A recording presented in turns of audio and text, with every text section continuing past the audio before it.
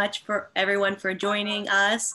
It really is such a pleasure to have all of you here with us as we hear from our speaker, John Rainwater. John is the Executive Director of Peace Action and the Peace Action Education Fund. For over 30 years, John has been very active in campaigns on issues of peace, nuclear disarmament, social justice, and environmental sustainability. So we're really looking forward to hearing from you, John, today, and really getting some perspective of what we should be looking forward to as we get into the new year and with the new administration coming in just a few days. So really, really excited. Thank you everyone for joining us. Before we begin, I'm going to pass it over to Eileen. Eileen, if you can just give us some announcements and we'll take it from there. Thank you, Tatiana. Good afternoon, everyone, and welcome to What's Next for Peace Action.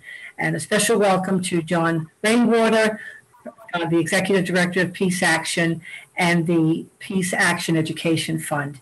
And moderator today is Tatiana Augello, and we're very excited. She's a board member of PASI. And before I turn the floor over to Tatiana, I would like to take some time to just make some announcements and take care of some business. On November 14th, Peace Action Staten Island held a virtual Make Food Not War dinner. It was very well received, and in an effort to know what people thought, a survey was created and sent to the participants for their input. So please take a few minutes to complete the survey and send it back to us, because that will help us with our future planning. At our next event on January 9th, we will be forming a nominating committee. Anyone who is a member of Peace Action and current on their dues can be a part of the committee. The committee will put together a slate of officers and board members to be elected in May. The board works very hard to make presentations, especially like the one today, and they also get involved in demonstrations, arranging legislative meetings. We support our many activists and their issues in the Staten Island community. So there's a lot that you can do as being a part of the board, and that's why the nominating committee is so important, because you help to put together that slate that will bring people who are interested in working towards this goal. January is promising to be a very busy month. On January 4th at 5 p.m., Move the Money will have their virtual New York City meeting. The Move the Money Coalition has been working diligently to see Resolution 747A passed by the New York City Council.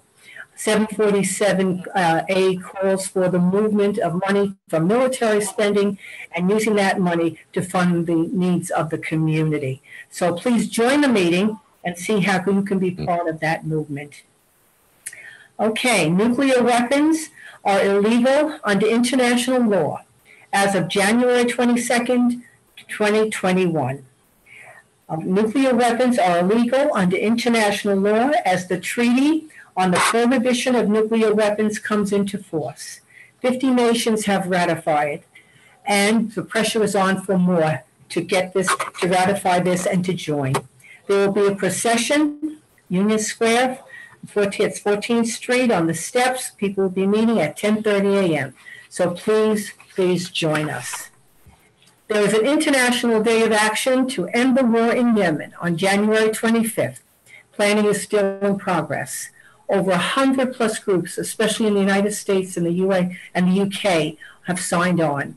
The ask is, especially in the US, to get President-elect Biden to end the U.S. involvement in the war, which he has signaled he would do. So please get on board. There's a lot to do. So without further ado, welcome again to John Rainwater, and I'm very happy to turn the program over to Tatiana. Thank you, Eileen. And I just wanted to thank those on our committee for making today possible. Eileen, Mohan, Sally, and Joanna, thank you so much for putting together this event and being a part of that committee. Very much appreciate aided.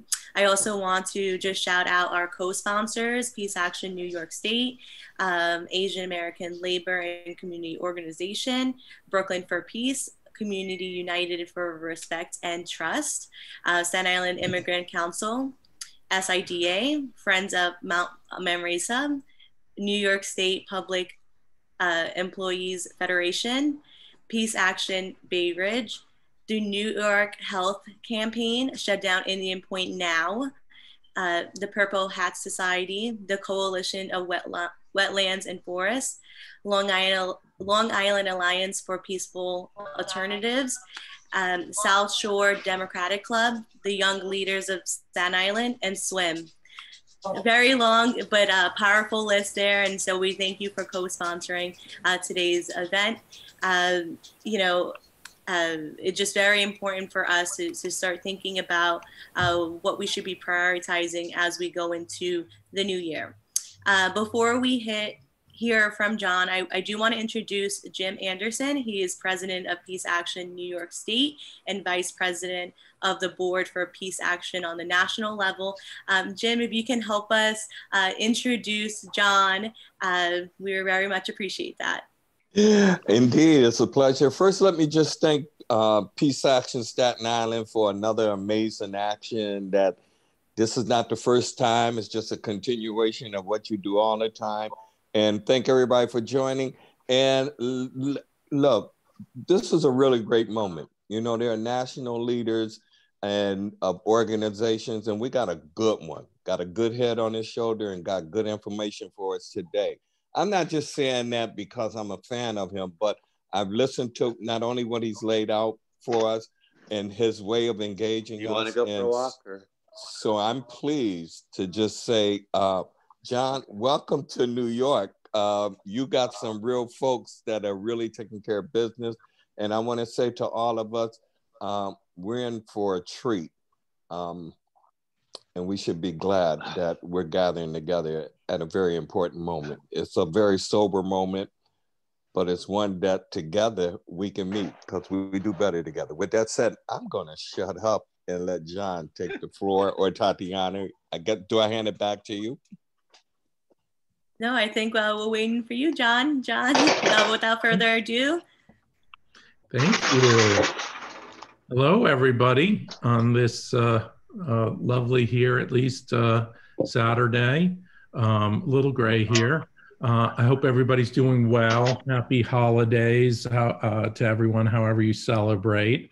I'm really honored to be here, you know, as like Jim was saying, you know, we enter into this period of change in the political landscape. So thanks Staten Island Peace Action for hosting us all. And I got really excited talking to Tatiana about sharing some thoughts about what we're facing. I'm also happy to be here because Peace Action of New York State is one of the strongest, most effective peace action affiliates in the country because of the chapters like Staten Island, Brooklyn for Peace, and can't name them all. So, you know, I know that building that kind of a network and maintaining it takes, you know, a lot of care and work. So thanks for doing that. It's very powerful, I think, for our movement. And definitely a shout out to Jim Anderson, Sally Jones. Those are two of the people in our network that I listen to the most and their wisdom. So I'm just really happy to be here. So I really appreciate it. So before I get into what's next for peace issues, I was asked actually to talk about who's next, namely appointments that the Biden administration has on peace issues. And I really wanted to spend some time on one of those appointments that I'm sure you've read about, and that's Lloyd Austin for Secretary of Defense. Biden's very close to Austin. They've spent hundreds of hours in the Situation Room together. And we know that Biden really likes to have that personal connection with the people he's appointing. And I think we have to, as the peace movement, respect that this is historic. If he's confirmed, he'd be the first Black Secretary of Defense, and that deserves to be acknowledged and appreciated. Having said all of that, there are some real concerns that have led us to oppose this nomination. And I'm sure some of you have heard about this, but the question I would ask is, what does it say about our foreign policy in this country, our military policy, that under Trump, we had a Secretary of Defense, Mark Esper, who was a lobbyist for Raytheon. And then after this historic polarizing election, we've gone all the way over to having Lloyd Austin, who's a board member of Raytheon, the same corporation. Nothing embodies the stranglehold that military contractors have over foreign and military policy than that sort of thing. And I think it's important to point out as we talk to people about this, that this just isn't just lefty rhetoric about corporations, which I'm perfectly capable of, but explain to people the policy implications. You may know that last week, Peace Action was fighting to pass a measure to block a massive $23 billion arms transfer to the United Arab Emirates. And we failed to get the bill passed. That's another story. But we hope that Biden might block some of those sales. He said he's sympathetic to concerns around these arms sales. But lo and behold, the sale includes missiles by, guess who? Raytheon, right? And it's not so much that Austin is corrupt and he's only concerned about Raytheon's missiles. It's that serving on a board like that, desiring to go into that, and that's not his only military contractor relationship. He has other work that he's done for military contractors. That obviously reflects a mindset. And how is that going to inform how he deals with arms sales issues? We're very concerned about that. The other issue about Austin, and you know some of this, but it's worth unpacking, is the National Security Act of 1947 prohibits recent military officials from being Secretary of Defense, to keep that division between civil and military. And there are people in Congress who think, particularly after Trump, we don't need generals running things at the Pentagon. And as you may know, there needs to be a vote on a waiver for that law for the Austin nomination to move forward. And Senator Elizabeth Warren has already said she's going to oppose the waiver. So that gives us a political hook for debate around this. And even if we can't stop the Austin nomination, it gives us a chance in the media, in the community, to raise issues of the power of military contractors over foreign policy. We can use op-eds, social media, public education. Let me just mention one opportunity that I saw. I don't know if the New York Post is all of your favorite papers, maybe not, but they had an editorial, no surprise, titled "The Left's Silly Assault on Joe Biden's Defense Pick, General Lloyd Austin." And let me read one paragraph. It says, "Progressives' other gripe is that in retirement, Austin joined the board of Raytheon, a big Pentagon contractor, which has generated lots of hysteria about the military-industrial complex." They put that in quotes.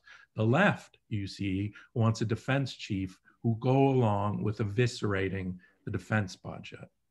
If only evisceration was on the table. So whether you write the Post or anywhere else, it's in the news right now, and there's an opportunity, a teachable moment, if you will, to talk about these issues and to raise these issues, because they're going to be votes. It's going to be in the media. So that I'm just going to leave it to that with the appointments. We can get into more of that if you want, but let me talk a little bit about what's next for Peace Action in terms of the issues. And I'll dive into a couple and then we'll open it up for a conversation. I did want to start talking about the Pentagon budget, which is obviously going to be another big debate in Congress this year. I don't know if everybody saw, but yesterday the Senate voted to pass a $741 billion defense bill, spending your money and my money. Both of your New York senators voted for it. I was really disappointed in Gillibrand because she voted against a similar measure in the past. And only a handful of Democrats, including Senators Warren and Sanders, voted no. Again, I think this might be an opportunity for your senators to hear from you on that you're disappointed in the passage of a $741 billion defense bill. And I know you're working on these issues with Move the Money, some of you, and they say the budget's a moral document. It's supposed to be at any rate. And this vote, obviously, what we can talk to people about is it reflects values that put fighter jets over COVID testing and tracking. And I think you may know the factoid about the Pentagon spending in other countries, but the number keeps moving. And Pentagon spending is now bigger than the next 10 countries combined. 10, used to be 7. But what always blows my mind is that then you looked at the list of those 10 countries, and it's Brazil, the UK, Germany, France, India, is not countries we're going to war with anytime soon. These are allies mostly. So this is just not the right priorities, and I think we can make that case. You probably know this is over half of the discretionary budget, whereas something like the CDC budget is between 1 or 2% of the equivalent to defense spending.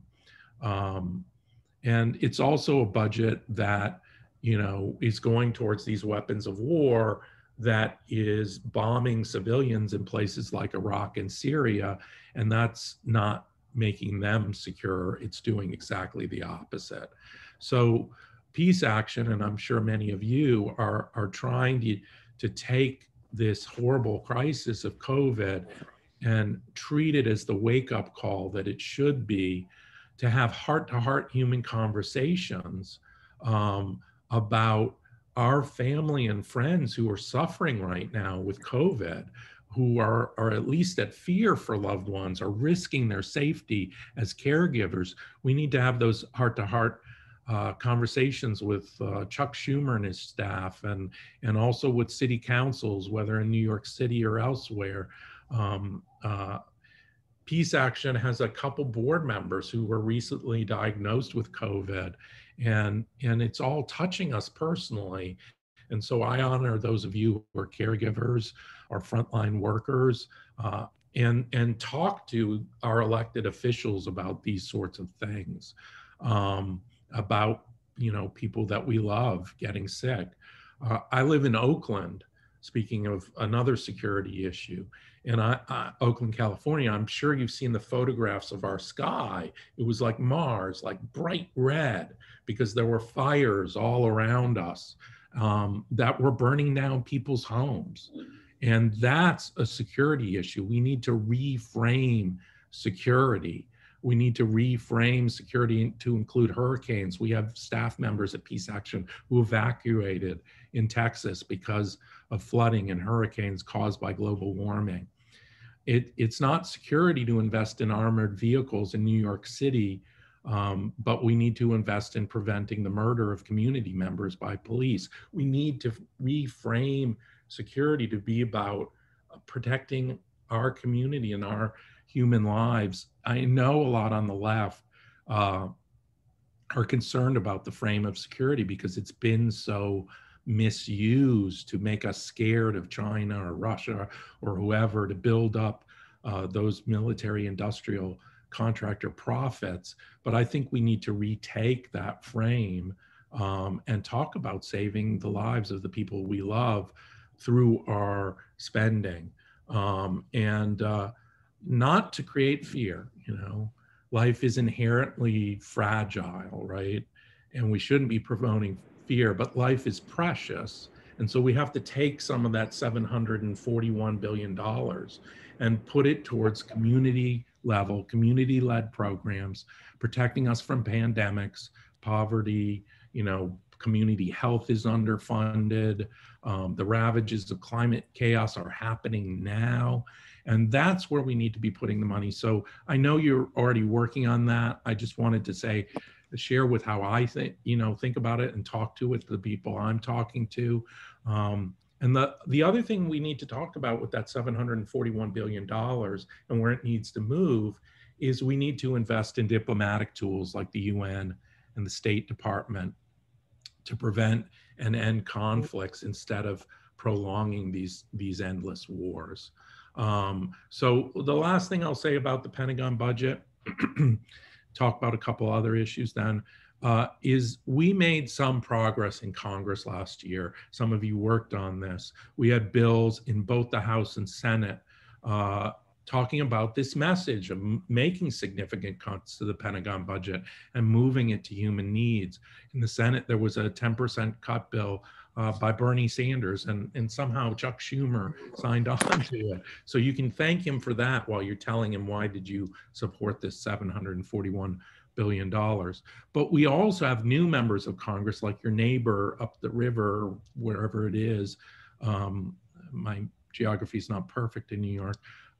Like Jamal Bowman, who ran on this message in New York. Maybe you can invite him if he hasn't already spoken to one of your events.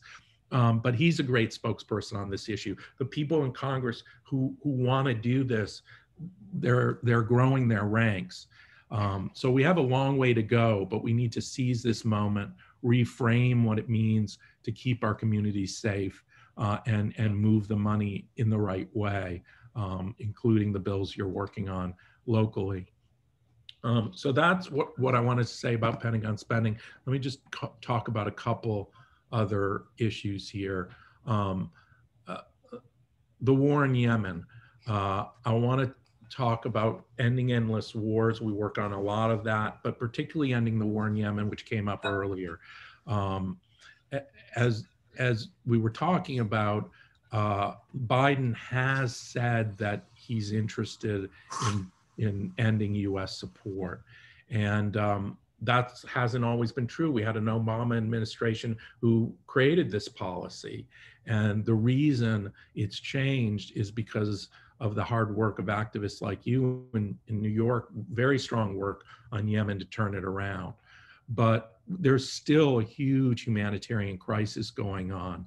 3.6 million people have been forced to flee their homes. The healthcare system is crumbling. COVID is making things worse. Health facilities aren't working. There's shortages all around, on the brink of a full-scale famine. We need action now. And we need to make sure not only that Biden fulfills his promise to end the war, but that he forces the Saudis to stop the bombing that we've been supporting, that include bombing of medical facilities. And we need the United States, who has its hands on this conflict, to support funding to bring healthcare and food to that horribly war-torn nation. This is a humanitarian catastrophe, but it's a human-made humanitarian catastrophe that we, sadly, as a nation, help create. And we need to make amends for that by giving strong aid there. And some of that can come from stopping giving arms to Saudi Arabia. Our arms to Saudi Arabia make up 1/4 of US arms transfers, I believe. I think I mentioned that the Secretary of Defense is likely to be someone from Raytheon, so that's going to be hard, but we need to push onward with blocking those types of arms sales. I want to open it up to questions soon, but let me really quickly touch on a couple other issues. It's hard to cover it all. Nuclear weapons came up. Biden has said that he wants to cut the $2 trillion with the T, dollars planned to be spent over the next 30 years on nuclear so-called modernization. We have an opportunity there to cut those funds to move towards nuclear disarmament. We need to re-enter the New START treaty. We need Biden to finish what we almost got Obama to do, came so close, but he didn't do it. And that is to announce a no first use policy for nuclear weapons, to take preemptive strikes off the table.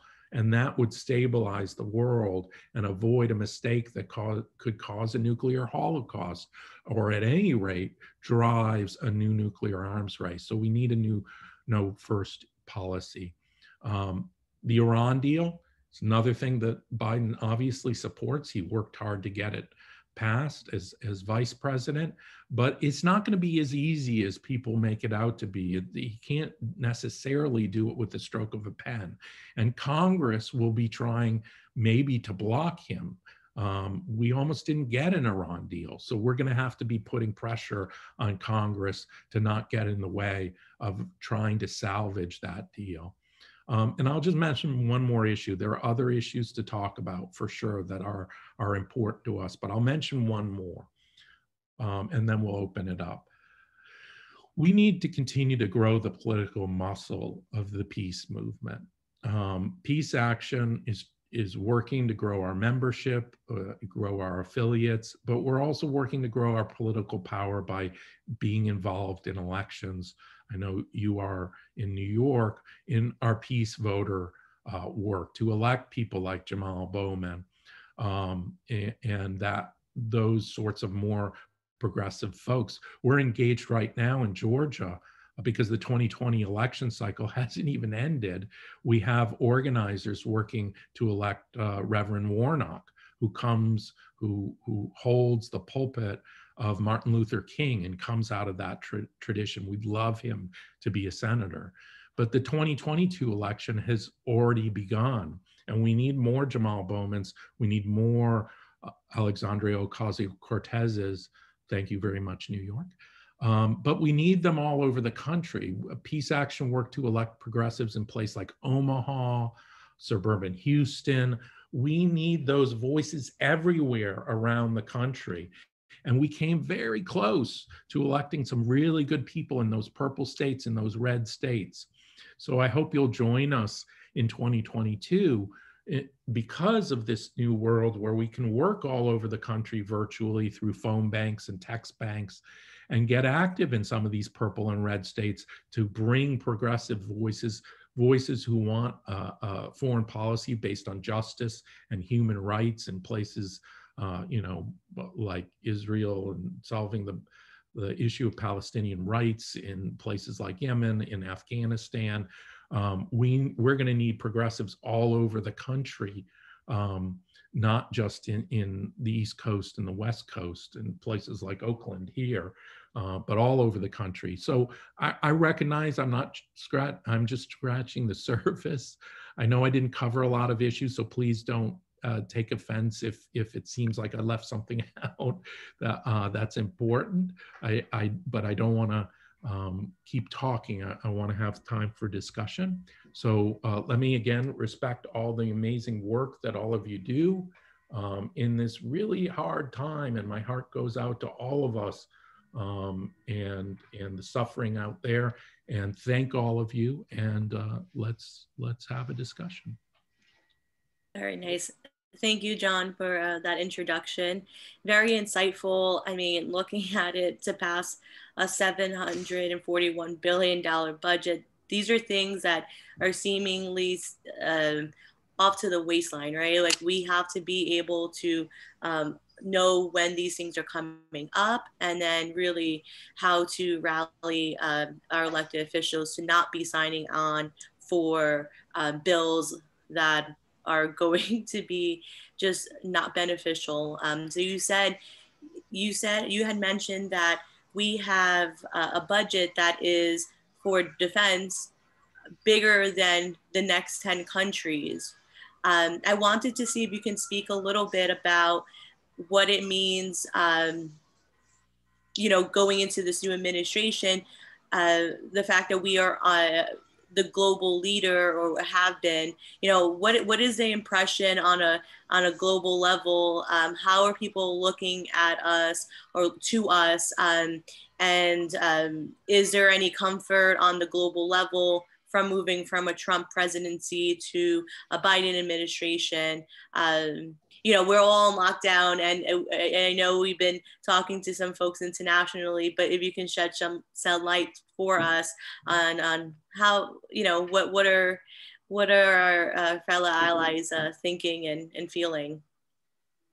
Well, I think the governments of those countries definitely are breathing a sigh of relief. I mean, you had basically, I mean, we all know this, a person who was driving the bus in a way that it could crash at any moment. And so at least now you have a competent bus driver. He may not be driving to the place you exactly want to go to, but at least you've got somebody you can work with. I think the Iran deal is a good example of this. And I don't know how how closely folks track it, but the Europeans in particular really tried to preserve the Iran deal to get another president so that things could be salvaged.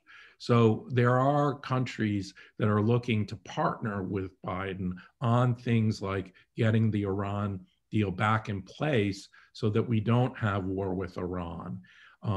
But the devil's going to be in the details. I mean, the Iranians are less likely to want a deal. There's an upcoming election in Iran.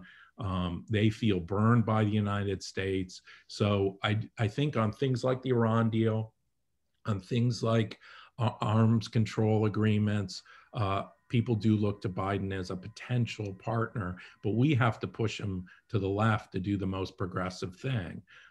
You saw Chris Coons, a senator, was thought of as a potential Secretary of State candidate. And he put out, right, he must have known it. Maybe this is because he didn't get the job he already knew, although it hadn't been announced. He was saying, well, we should get back into the Iran deal, but we should have agreements on missiles and all these other things in that, things that would blow up the Iran deal. So there are going to be people in Congress pressuring Biden to pile things on that could cause things to break down. But I think overall, a lot of other countries are very relieved, but the challenge begins now to try to get some things accomplished for peace. So in terms of the Iran deal, do you think that we have lost time on that? Do you think that there is time that has been lost with this administration? What do you think that rollout would look like? And perhaps if you could shed some light on the lack of a deal, what does that mean for us right now? Well, for peace action, the most important thing is that without the deal, war is more likely. And so we're an anti-nuclear proliferation organization. We don't want Iran to get a nuclear weapon. We don't want any country to have nuclear weapons, including the United States.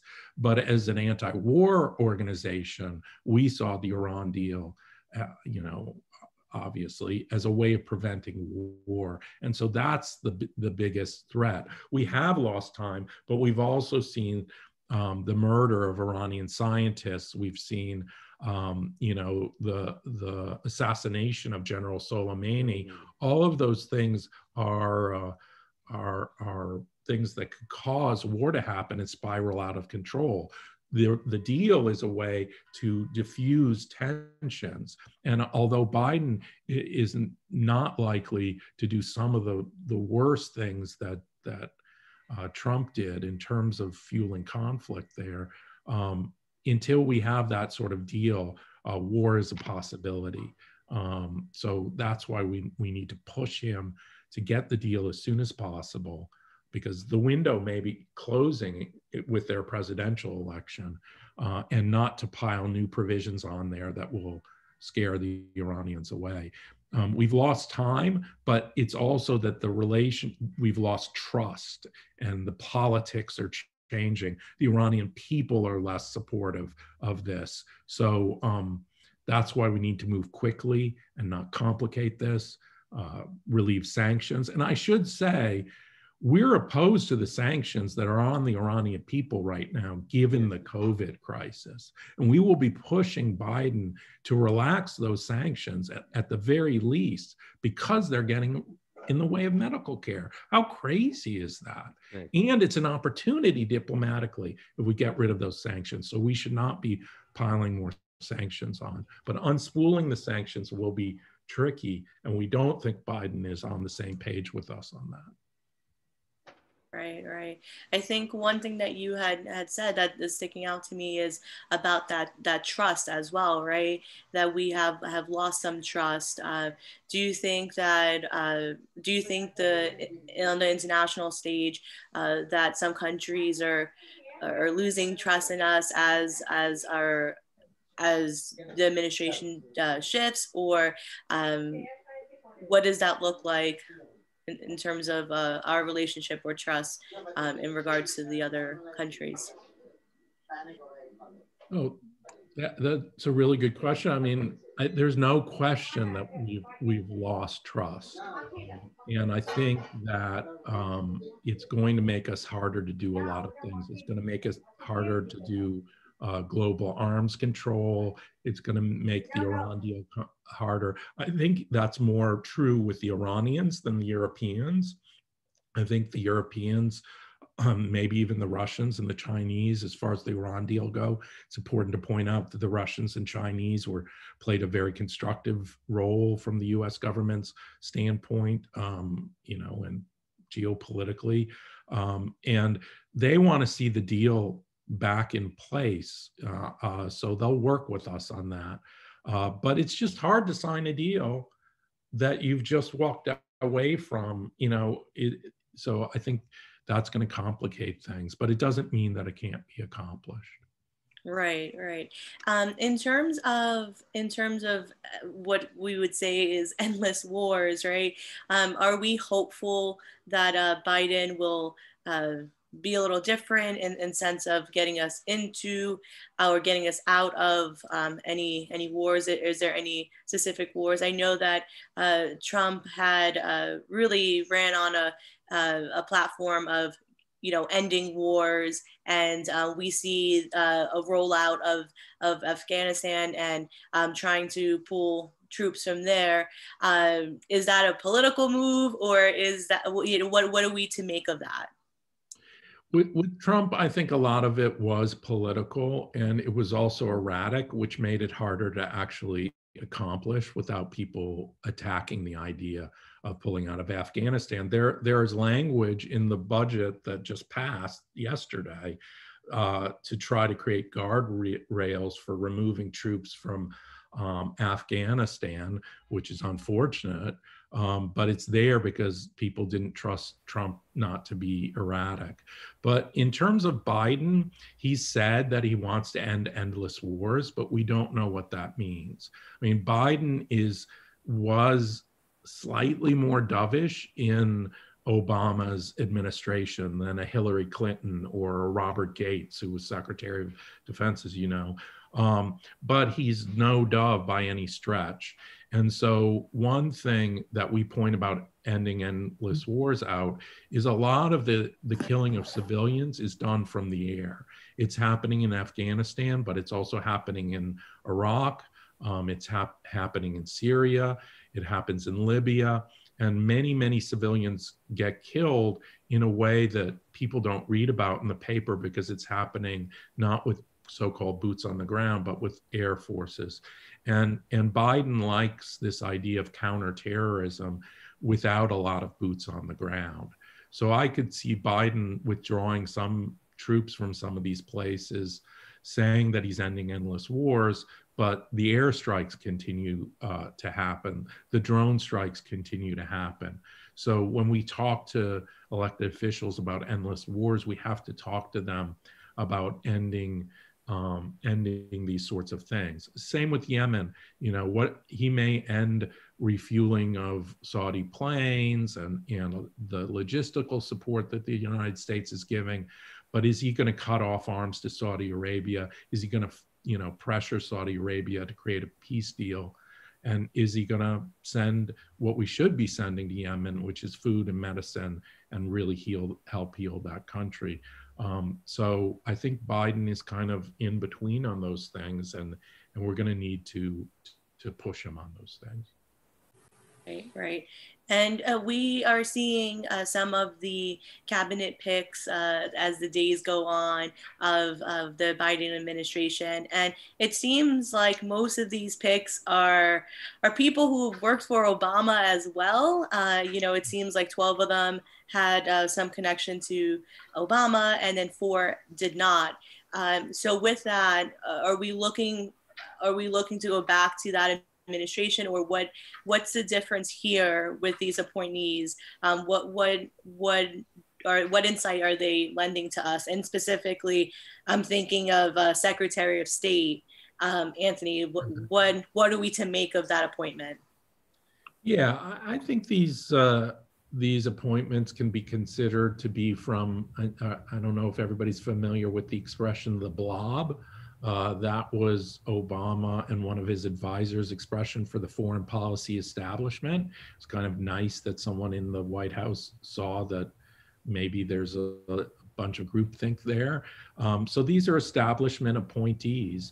Anthony Blinken, I've met with him. Peace Action people know him.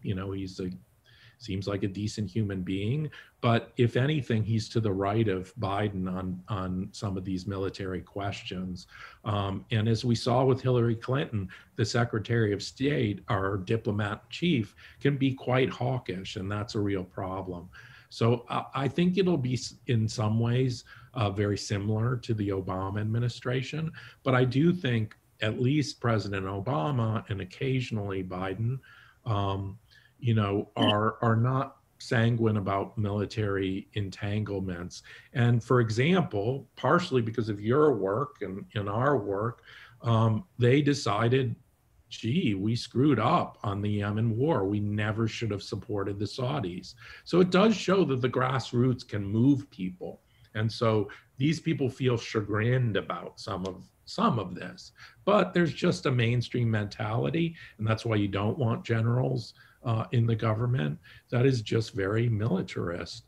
And we have to remember with Biden, and Blinken's been a long time Biden aide, that he not only voted for the Iraq war, he was chair of foreign relations. I do believe Blinken was on his staff at the time. I need to check this, but he's certainly been a staff member for a long time.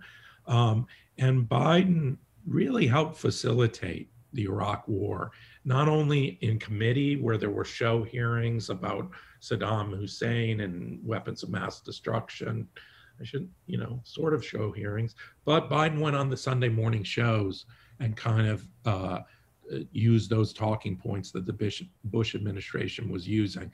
So we should know that we're going to have to push Biden hard, Blinken hard, whoever Secretary of Defense. Is going to be hard work, but that doesn't mean that there aren't going to be issues like the Iran deal where our interests intersect and we can work together like we did in getting the Iran deal passed. At large, how do you think the Biden administration is going to differ from the Obama administration as it relates to foreign policy? Well, the honest answer is we don't know yet, I don't think.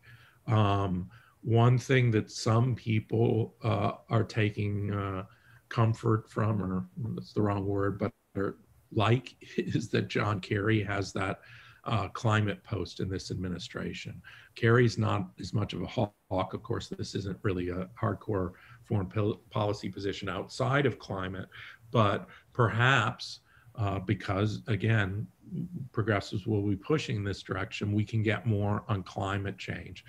Kerry recently acknowledged that the Paris Accord is not enough. It's a floor to go back to Paris, not a ceiling. And so we need to be pushing Kerry to really push hard. That could be an improvement on the Obama administration. Then I think it's this endless war thing they're speaking that language, but we don't know yet how it's going to pan out. That could be different. I actually asked Anthony Blinken a question about drone policy 10 years ago, and drone use got worse under Obama than Bush. And so we don't know how Biden's going to be on that. We need to push him to ratchet it down. So sorry, my crystal ball is a little cloudy on that, but I think there are some good signs, and it all comes back to me to the grassroots forcing him in a progressive direction on foreign policy. Nice. I think we're all predicting at this point, and so it's really nice to hear from you. You know what you and your take on this as it unfolds. Any insight on whether Biden is going to take a hard line on North Korea? I think the Biden administration will take a hard line rhetorically on North Korea for sure. And I don't know that the Biden administration will immediately engage in, for example, he's not going to be meeting with Kim Jong-un. You know, he's going to let that happen at the lower diplomatic level, as is ordinary. I mean, I think part of the reason why the Obama administration didn't deal with the North Korea problem diplomatically is because they were dealing with the Iran deal. And so I think it's hard for the administration to deal with two of those at the same time. That may sound simplistically, but I think the White House operates in that way. So if they can fix the Iran deal, they may want to try to do serious nuclear diplomacy with North Korea. So I would think there could be some tough talk. And the big question is, do there continue to be missile testing and nuclear tests by North Korea?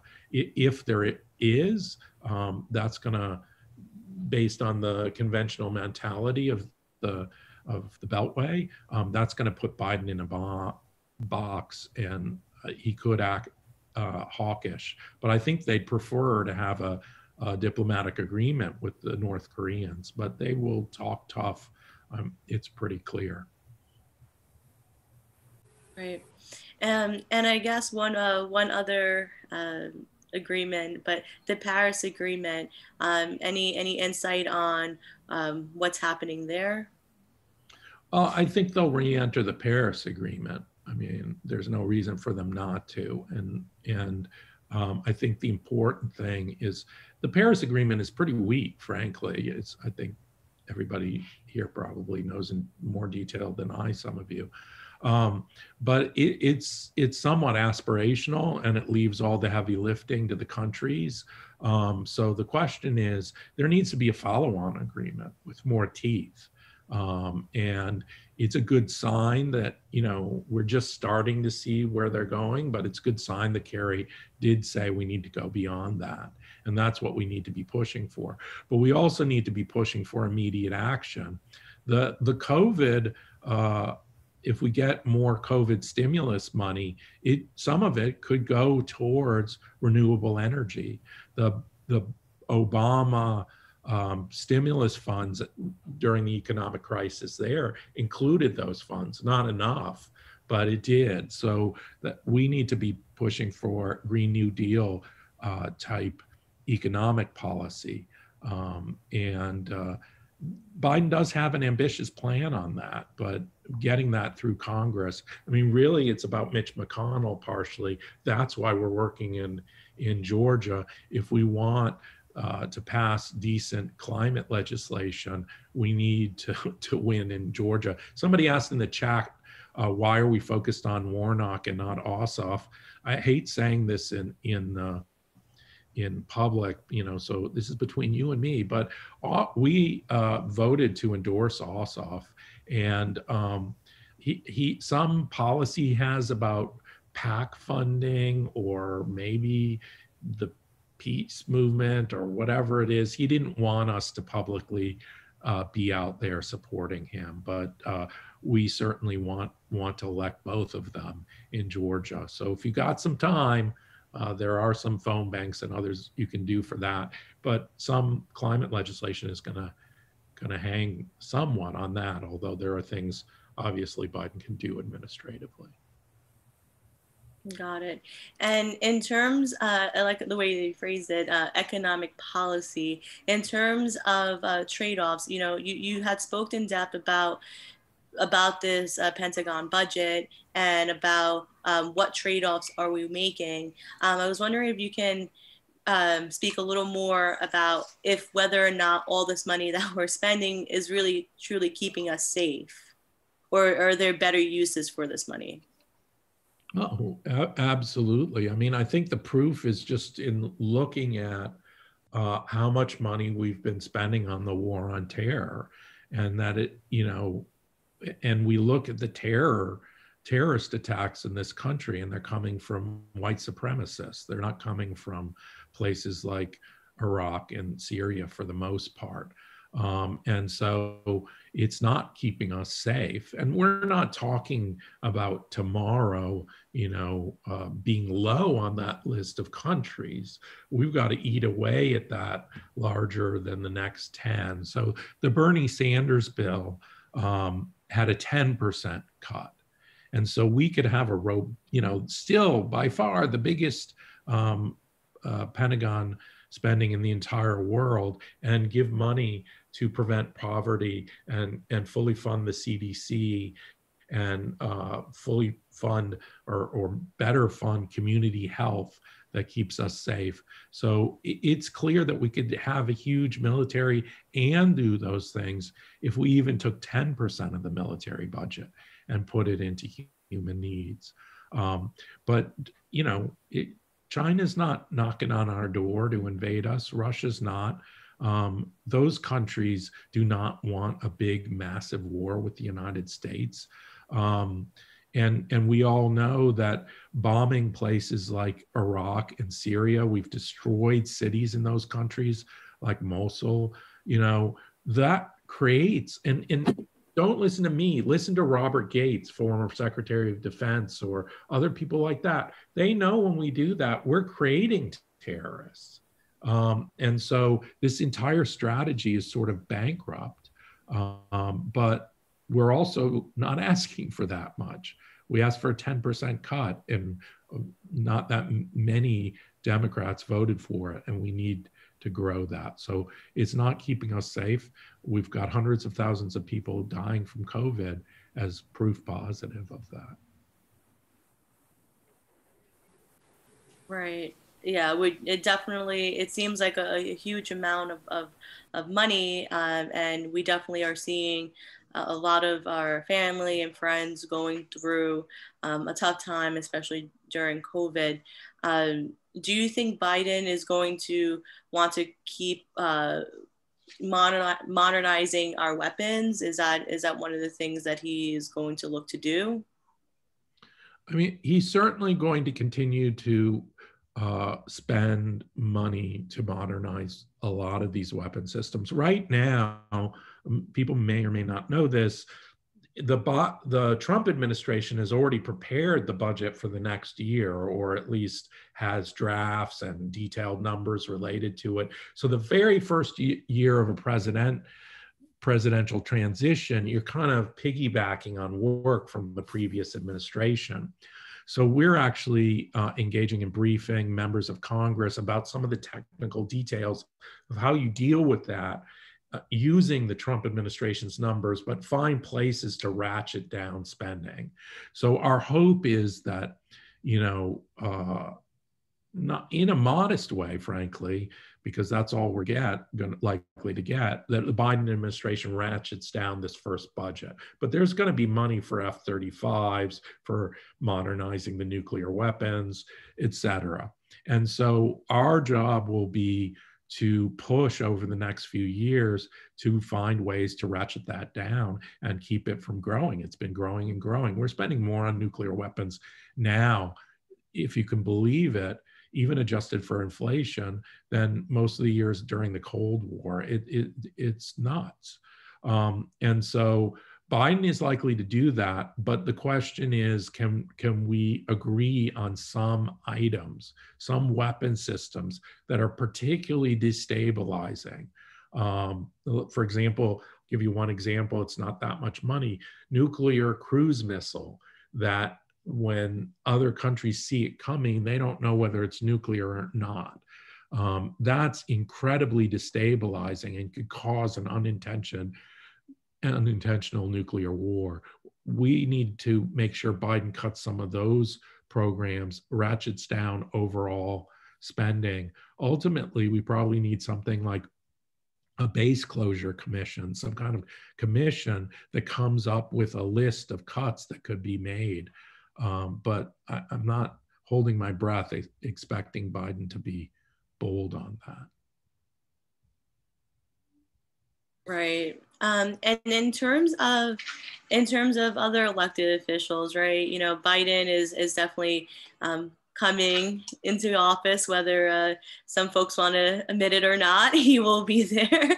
But we also have on the local level, you know, our congressional seat is changing as well. So we're going into a Nicole Malliotakis administration.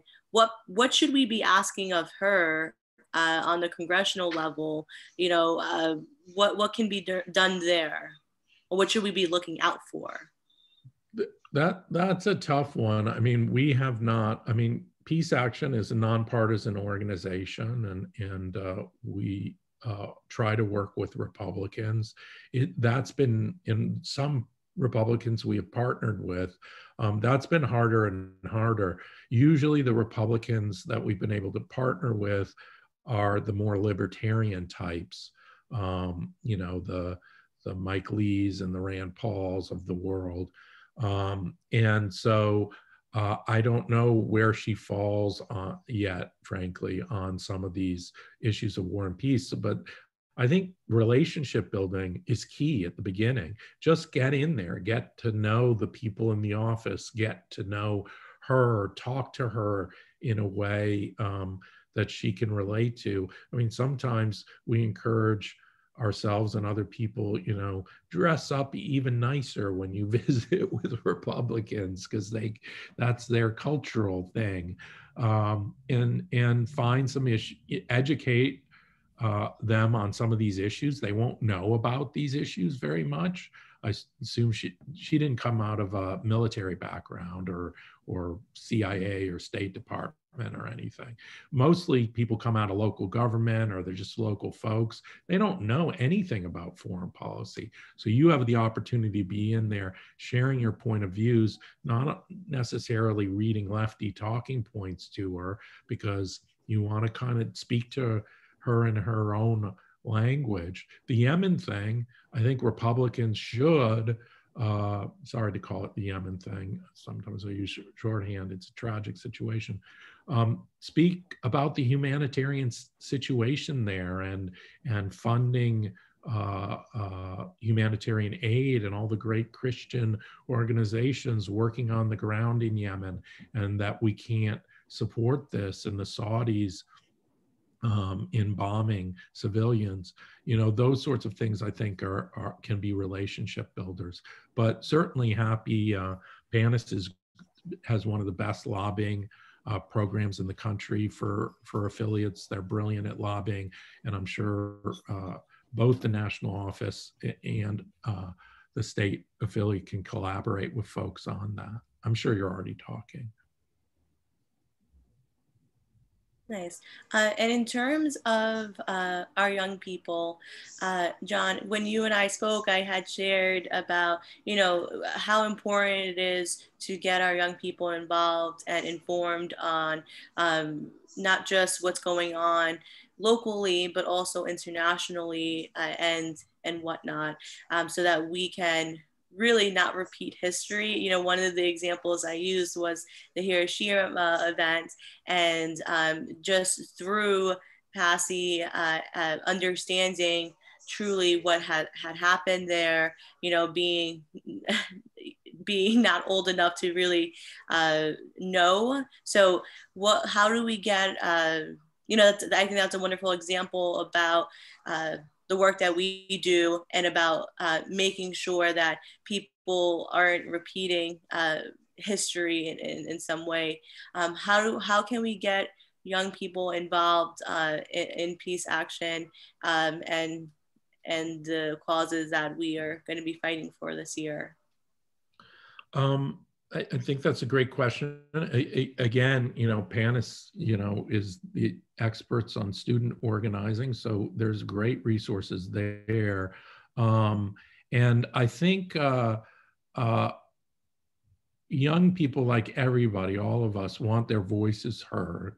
And I think advocacy work is a chance for people to learn and then to deploy that knowledge, whether you're encouraging folks to write letters to the editor or op-eds in local papers, including maybe student papers or local papers, or maybe most vividly going in and talking to their representatives in local government, state government, and in Congress, to learn the issues and then be able to articulate them, I think is really, really powerful. And I think what we try to do, like for example, with our lobby day last year with affiliates, is pick a short list of issues, some very clear asks, on whether it's on Yemen, the military budget, but then articulate the reasons why the new member of Congress, for example, should do the things we're asking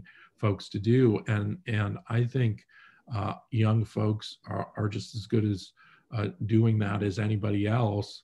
And but to learn the issues, but then to get to use it in some way. And so the more clear Staten Island Peace Action is about, these are our 4 asks right now of advocacy. We have some folks come to us. This happened on a call yesterday. It's like, John, why are you so focused on what Congress is doing? It's as if you think political change only happens in Washington, D.C. And, it's the opposite. We know that political change happens at the grassroots. We know we have to reach out, create compelling campaigns. But I find that people want to know, what are we doing now to change things? What are we asking our elected officials to do? And be plugged into a campaign in that way. And I think having really clear campaign priorities, giving people knowledge about them, and then activating them, that's the way I've seen work really well. We do have a question in the same kind of line here from Mike in the chat, and he's asking, how do we cross-network other movements to include peace, foreign affairs, i.e. Afghanistan peace, peace in cities? What can we do to cross-network with other movements? I think some of it is by working on the Move the Money, the Pentagon spending campaign, and making this tie between real security and things people care about, healthcare, funding climate mitigation in some areas. I'm a longtime environmental activist as well. And, when I first heard about climate change, it was like, let's stop it. Let's not worry about mitigation. Well, it's too late for that. We need to think about reducing emissions aggressively and mitigation funding as well. So bringing people on board to the Pentagon budget spending, but also in our messaging, at least speaking to the needs that exist. I think that's one way to do that. And also finding the nexus between issues. We made at our last lobby day, police militarization one of our main priorities, and we did it kind of quickly. And actually I should report, if you didn't see it in the bill yesterday, I keep talking about the Pentagon spending bill, there was a weakened provision to stop the transfer of military weapons to local police forces. It wasn't all that we wanted, but it does stop some military weapons going to local police forces. So for us, that's a nexus between military issues and the issue of police violence in communities. There are studies that show, for example, that these weapons transfers, and this makes sense to me, actually make the police forces more violent when it comes to police stops and police murdering community members, because they've got the gear and they've got the armored vehicles and that sort of thing. And so that's one way we can create ties between issues to work where the issues overlap. But I know a lot of our affiliates are working on climate change, they're working on police violence, they're working on gun control, and to build those critical bridges. Of course. We have a question here from Mario in the chat about anything on the militarization of space or the Space Force. John, if you know anything on the Space Force and militarizing that. Well, this is one of those places where we're really concerned because, I mentioned the fact that Obama used drones far more than Bush did. And liberals or Democrats or whatever, they were more incensed when Bush was doing it, but Obama did it more. Everybody thought, Trump was a goofball with his silly Space Force. There's even a comedy show about it on TV. But now it exists, so what is Biden going to do with that? And so we should be concerned about those sorts of things. So Peace Action opposes space weapons. We oppose missile defense, which is kind of a connected issue. And we will fight to cut funding for those things. And so unfortunately, in terms of policy making itself, it's a specific budget issue. And again, we can make the trade-off issues. If we're, doing this weaponry in space, here are the security reasons, the national security reasons is a bad idea in terms of weapons proliferation, but here's what we're stealing from. So we're gonna have to fight Biden on some of these things. He's not gonna be necessarily as gung-ho, but it's where the military's heading. So we're gonna have to fight on it. Right. We also have a question from Mark in the chat. Any indication from Biden's team if the blatant GOP Trump partisanship by Netanyahu and also MBS will reduce U.S. support of those regions? I think with Saudi Arabia, there are better prospects than with Israel. I think in both cases, the center of gravity of the foreign policy establishment is still to have close ties with those countries. So I don't think we're going to see a radical shift. Biden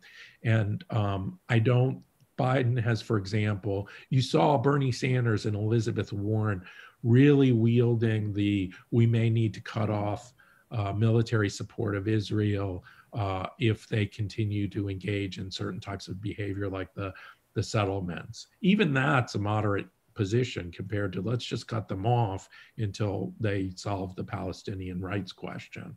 Biden's not in that camp. He wants Israel to have the qualitative military edge. So I think we'll continue to see, obviously, military support for Israel. Do the Obama and Biden folks like Netanyahu? No, they think he's a crackpot, but they still think we need to support Israel. So we will be fighting them on that. And again, it's going to come down, some of this, to Congress putting pressure on the administration. I call it the bank shot. Our political leverage is often Congress to force the administration's hand, or at least draw them over a little bit. And we need progressives to be asking for cuts in funding. With Saudi Arabia, I think there's better prospects than with Israel for a reevaluation of that relationship. Whether we'll see abrupt change, I don't think so. But I think we can pressure them on things like arms sales to Saudi Arabia. One compromise position that they might move to is, and we won't like this, but we can move them as far as possible, is there's this notion of sending to Saudi Arabia only defensive weapons and not offensive weapons. And so we need to push as far as we can to cut off those arms sales, but if they go forward, to have them as limited as possible. Right, and I think this is this next question from Charlotte is really going into more detail on that. It's a long question, so bear with me. Can you speak about the recent votes on the Senate Resolution 77 and 78, which would be have blocked weapon sales to the UAE, which are being used in the war in Yemen? Was there a strong effort by Peace Action to get these resolutions passed, as there are some bipartisan support? Is there a chance to work on these resolutions 79 and 80, or are they considered not worth putting effort into at this point? They're absolutely worth putting effort into.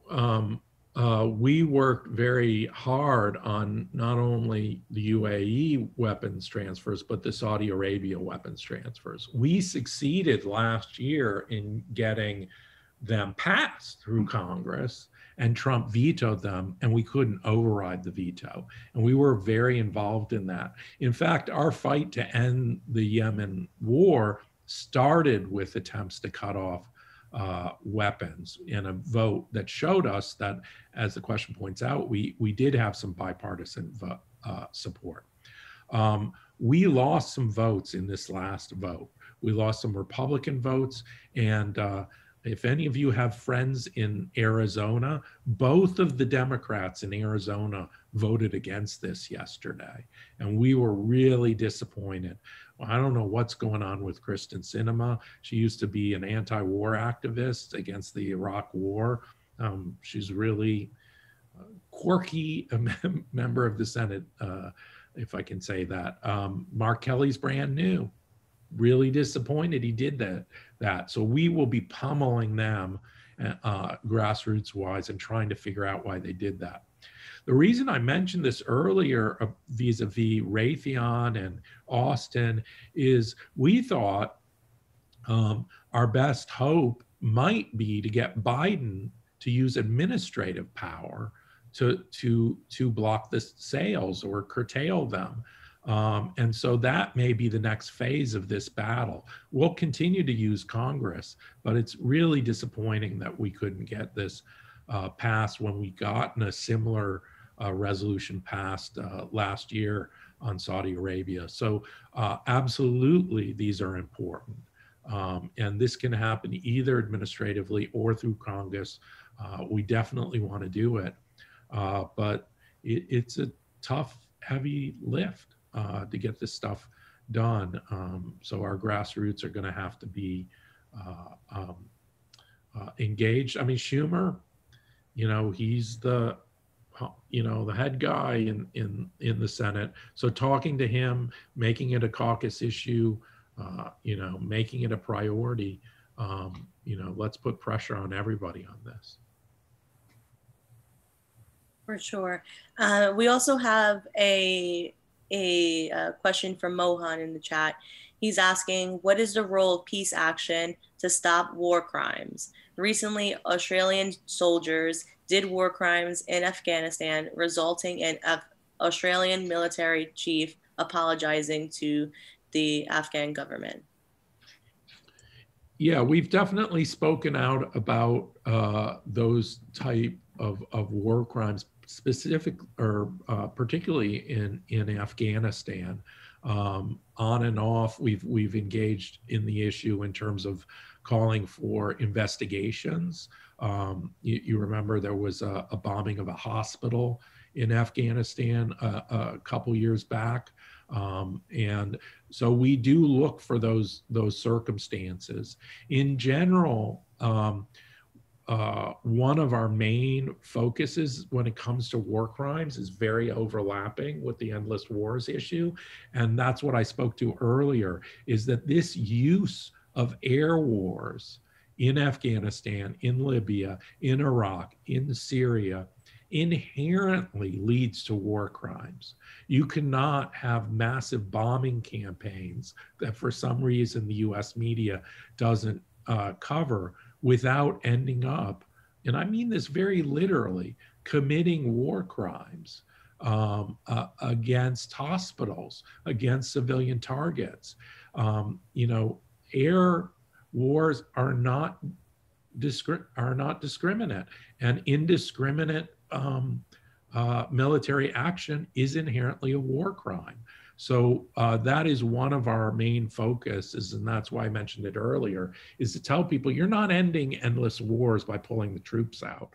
If you continue to bomb the region, that's continuing endless wars. But we do speak out on some of these particular incidents, like the one in Afghanistan, but we also call for an end to US military engagement, which is the way to end the war crimes. Right. I wanted to open up the floor to see if anyone else had any questions for John.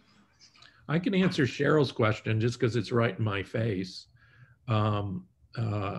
Sorry, you might. I may be interfering in facilitation here, but Peace Action has spoken out on the Rebecca Jones case. I am personally extremely outraged. I think that's an incredibly important case. I think it's an example of Trump, what I call Trumpism, or we call Trumpism. Trumpism isn't just about Trump.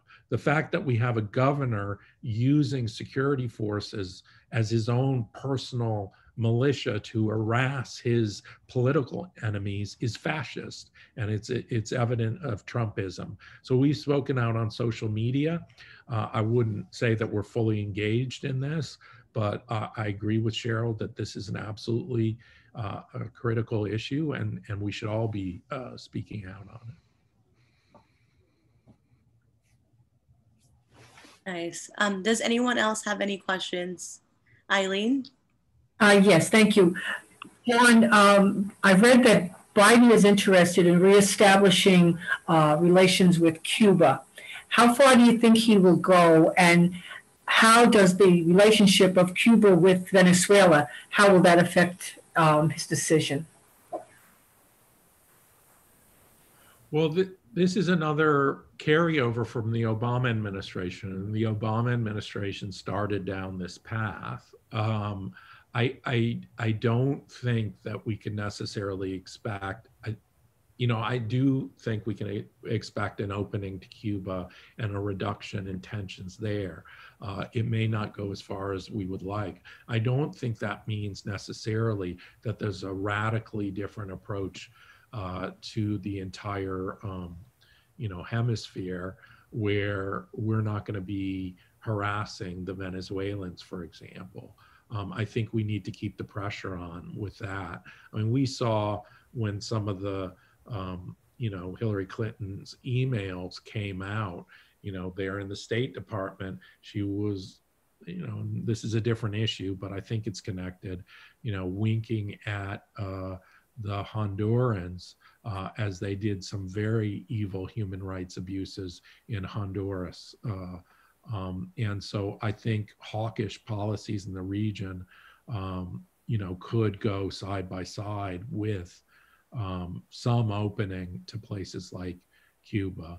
I don't think that means that Venezuela policy, for example, would be as hawkish as Trump's necessarily, but I'm not going to necessarily breathe a sigh of relief yet on any of those things. I have a question. Tatiana. Oh, yes, Ms. Helen, go ahead. Yes, one of the things, what's happening right now with Trump on his way out, he is carrying forward with executions of people on death row. He just executed a man named Brandon. I think his last name was Brandon. He's 43 years old, committed the crime when he was just 18. And he carried out that death penalty this past Thursday. He has 4 more slated to be executed. Is there anything that Peace Action or, could do to try to put some pressure on to stop this from happening? Yeah, I mean, I think that issue is incredibly important. We're not as knowledgeable. There are a lot of amazing groups that I think you're familiar with who work on the issue of the death penalty. You know, the Death Penalty Project's a great organization, the Marshall Project, who are front and center in that battle, and we're certainly supportive of it. And the death penalty itself is a foreign policy issue in the fact that it makes the United States look barbaric because so many other countries have abolished it. Idiot. But I'll take a look at some of our media and social media and see if we can hold that up more than we have. And I agree with you, it's absolutely critical. But we don't have a lot of direct, it's just very hard to pressure the Trump administration for a progressive organization, any progressive organization, particularly when we're not knowledgeable about the specific legal issues. But we can definitely amplify in media this message. It's a really good point. All right, thank you. Neil, I wanted to see if you had any questions. I see you're typing in the chat 2 points about one on Declaration of Human Rights and the Paris peace talks.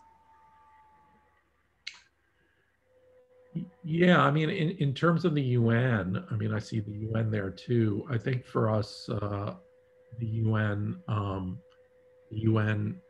issue had one thing that we can support, and I don't know a lot about the nominee for the UN ambassador. I'm going to have to look more deeply in that. But one thing that has been starved is UN funding, and that's another place where we can sink our teeth into it at the congressional level. And the State Department, the UN, I mentioned this a little bit earlier, I mean, they've seen their funding really starved, and we need it to increase. And the irony here is that, people like Biden, even people like former Secretary of State's, he just wrote a book and he speaks about this a lot. We're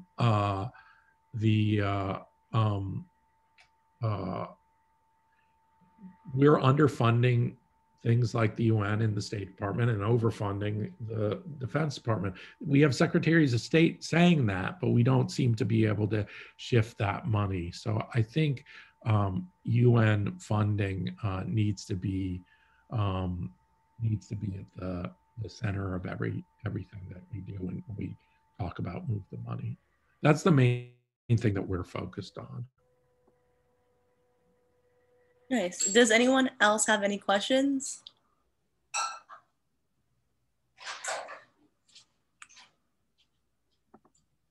Okay. I do have one last question for you, John. What actions can we take towards peace this year?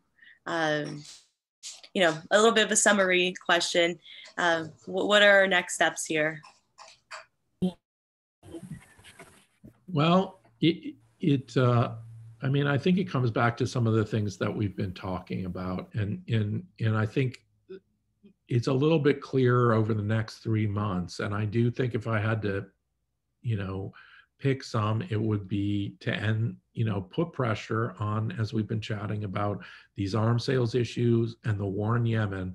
And even though we may not feel like Biden may be good at this, it's a little bit like having, I hate using sports metaphors and I don't watch football, concussion ball, but we've got the ball on the 5-yard line of our opponent and we need to put it in the end zone. We need to end that war. So I think writing to members of Congress to make this a priority is critical. And then working on this issue of reframing national security, both at the local level. There's Move the Money going on in New York City. But any city any county, we can be talking about this, as well as talking about it to all of our members of Congress, including Schumer. I think taking action for peace, put pressure on Schumer and Gillibrand, make them leaders on all of these issues. I think that's absolutely critical.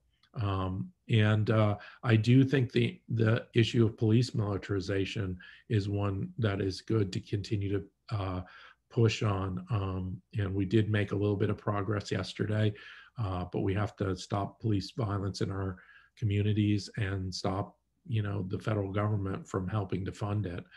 So those are some of the actions I think are absolutely critical in the short term, in the medium term, and the long term. But thank you all so much for everything that you're already doing. And really, I hope it's an ongoing collaboration to decide what our priorities are, where we can have impact, and have this be an ongoing conversation. You know where to find me. Can I ask a question? Of course. Sure. Just I'm wondering, was there any international peace conference? I think that would be a good idea to have an international peace conference, peace action conference, where we can invite the world leaders and get their ideas, thoughts, and put them. I think that would be. I know I didn't know that it has been tried. I think it's a good thing to try to have an international peace conference. We can invite all over the world. We can have a conference, get all the world leaders. They let them understand there is such things going on in each country, but only thing is we have to bring it as a focus for the world focus. And that way, all the world leaders will get an idea, get a feeling of what's going on. And I think that we need to get them to this kind of thought level, even if they don't have it. I think this is in existence. People are working hard to stop wars. We want peace in the world. And that way, this will be a good start, I think. Absolutely. I mean, someone just chatted about the treaty on the prohibition of nuclear weapons. And this is a little bit different than your idea of a sort of broad-based peace conference, but having a conference on nuclear weapons as well could be good. I mean, they're both good ideas. The nuclear weapons powers have sort of been not really participating in this effort to ban nuclear weapons, and we need them to. So we should pressure world leaders on both things.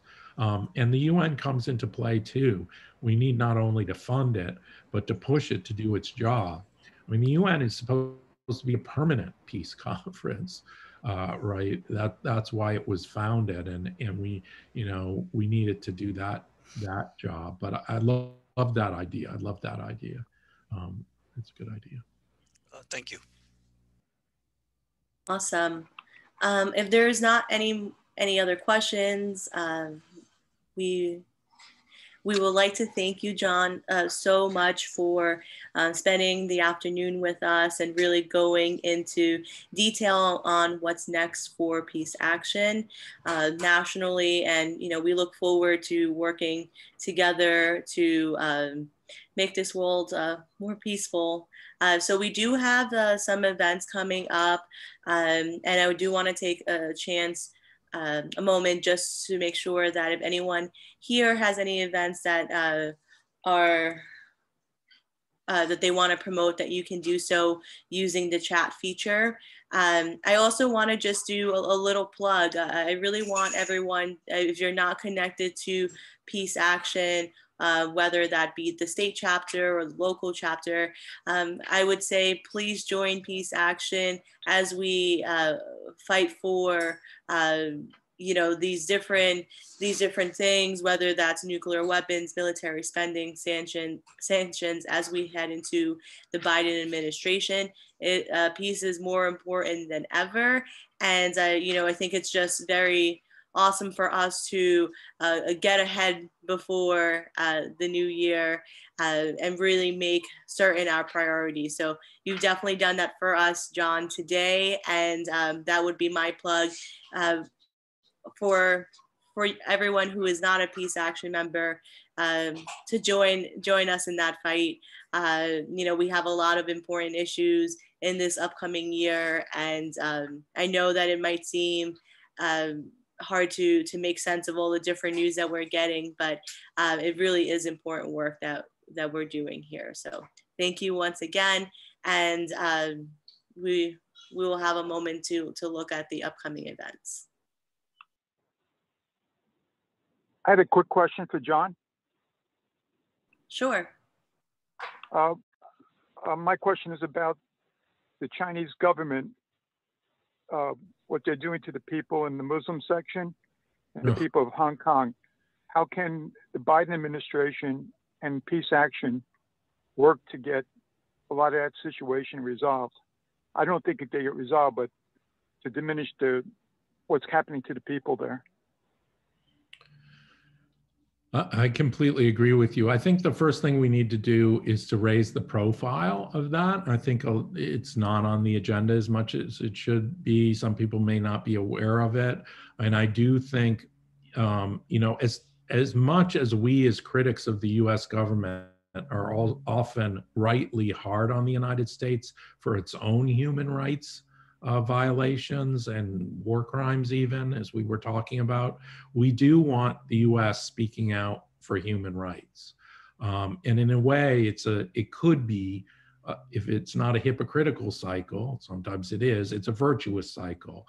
And we should be pressuring the Biden administration after the Trump years to be speaking out on human rights for the Uyghur, and also to be speaking out on human rights across the world. And that includes whether it's our allies like India and Israel, who also have human rights issues, and really take a strong stand for human rights. So I think that's important, but the first thing we need to do is to raise the profile of that issue. It's a perfect issue for op-eds and letters to the editor and that sort of thing. All right, thank you. For sure. And I just wanted to thank you again, John, and also Jim Anderson for really introducing us to our keynote speaker today. Again, thank you so much. Get involved. Peace demands action, and we're definitely going to be looking to do a lot of action in the coming year. Thank you so much. That was great. Very fun. Awesome. And thank you all.